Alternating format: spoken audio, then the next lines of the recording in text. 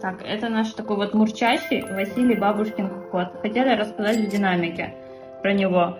Ну, правого глаза у него изначально нету, а с левым вот сейчас на фоне терапии роговица стала прозрачная и стало видно, что, к сожалению, он действительно полностью слепой.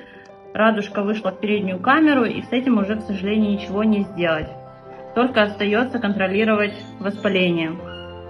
Василию по-прежнему нужен дом в любом случае, потому что он такой ласковый, мурчащий кот.